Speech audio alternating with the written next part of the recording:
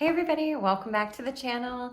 I'm Lauren with Alma Apothecary, and as you can see, I am pouring a bunch of candles today, but not just any candles. It is my fall candle collection, and I'm so excited. Stay tuned till the end of the video because I'm going to show you how I'm packaging together my gift set, and it is available now on the website. So come along with me as I show you how I do it all.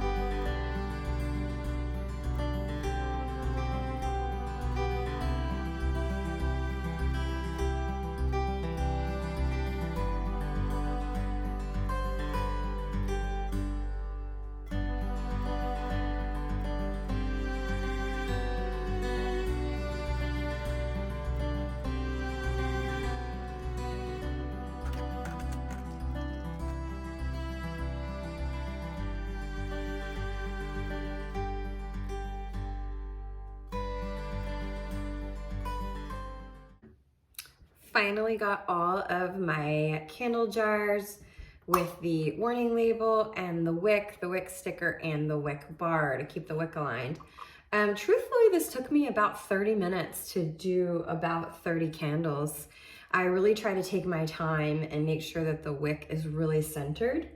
There are other wick bars that you can use that simplify and make that process a lot quicker, and they basically align it for you in the middle. That would be an upgrade that I would love to make to my equipment over time as my sales increase. So I'll definitely put that on the wish list for the future. For melting my wax, I use a Presso pot. This one here, this is a big one. I forget how many quarts it is, but it's, I think, the largest size that they sell. And I find that's really good because when you dump the wax and it's really high in its flake form, and then when it melts down, it kind of condenses, so I'm able to melt a lot of wax at one time.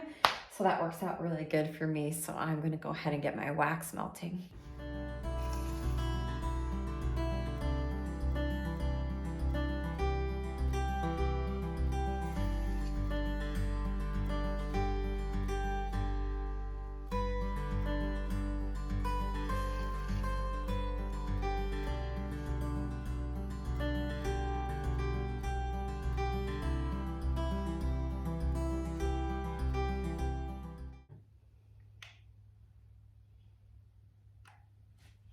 All right, my wax is right at almost 185 degrees, which is perfect, which is a perfect temperature for it to bind with the fragrance. So I'm going to turn the heat off and then go ahead and start ladling wax into my container where I'm going to mix and pour the candles. So I'm going to tear out my scale. I've done the math. For this batch, I'm looking to get about 30 ounces in here.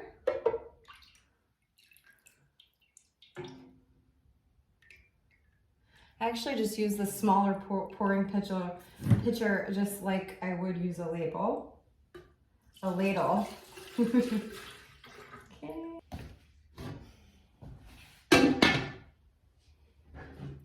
Now I've already measured out my pumpkin spice latte fragrance, and it smells so good.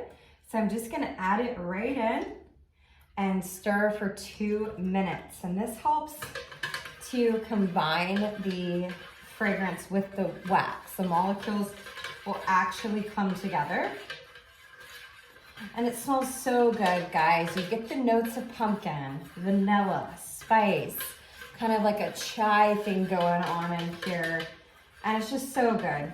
I mean, how could I resist doing a pumpkin spice latte candle? I mean, really.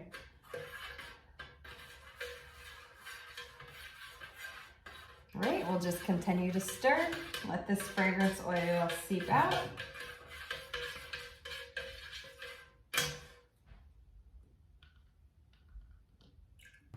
Now the wax needs to be poured at a specific temperature. So as I give it some time to cool, I'm gonna label it and I'm gonna get started on my next fragrance, which is gonna be my baked apple pie.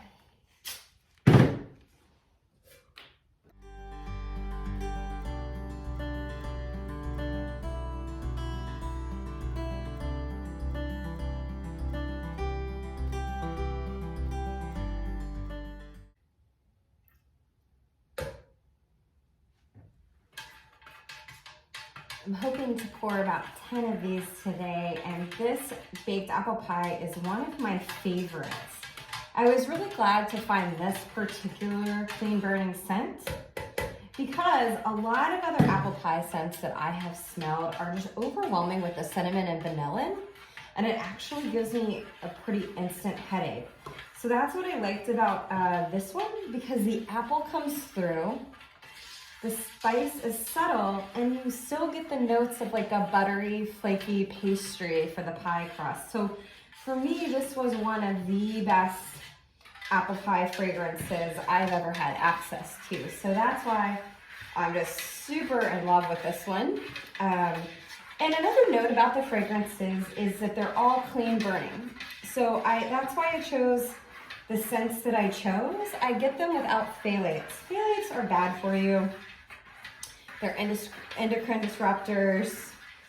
They enter through the olfactory system of the body. And so anyway, that's why I chose these. They're better for you, helping you to maintain helping you to maintain a non-toxic home.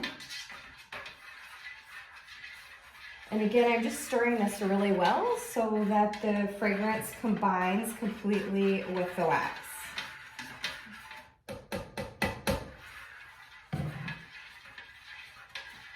I'm about to pour my first fragrance today, the pumpkin spice latte, but before I do, I wanted to show you this.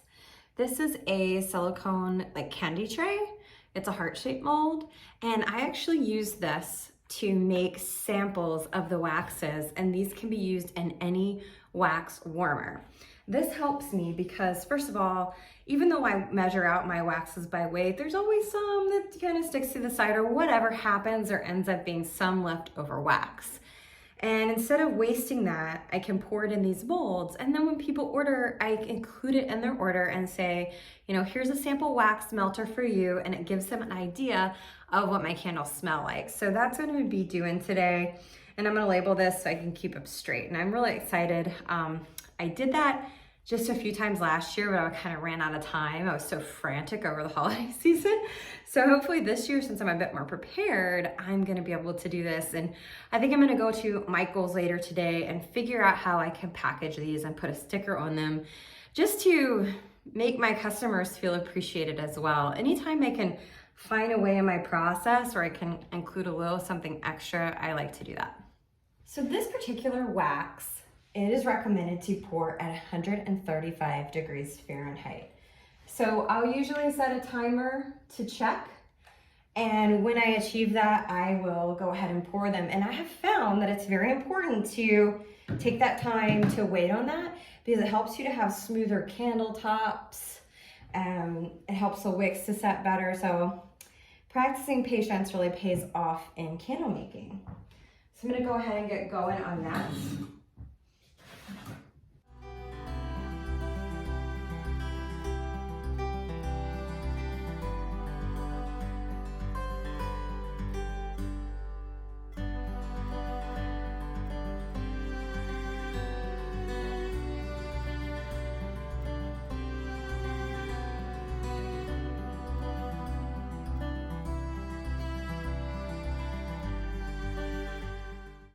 The last fragrance I'm preparing today is the Fallen Leaves, and it is actually my favorite.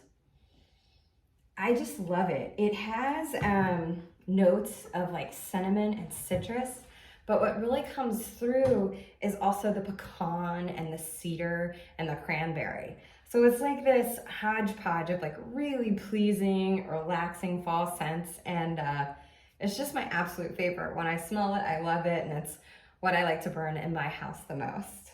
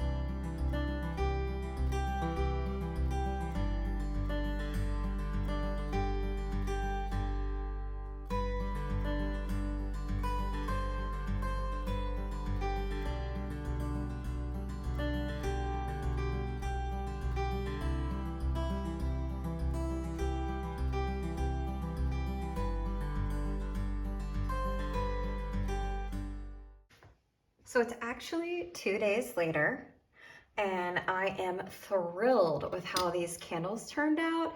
You can see how smooth the tops are. Just only one or two have a couple bubbles that will smooth out with the heat gun, but that's great because it saves a lot of time and extra work that I don't have to use the heat gun on all these.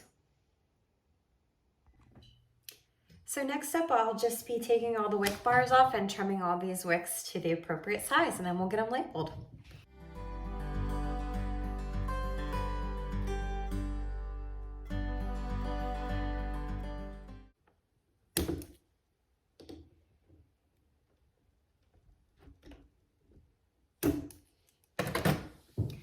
I do save my wicks because they are long enough to be used in another candle, and I just re-tab them using a multi-tool, add the metal tabs back onto the bottom.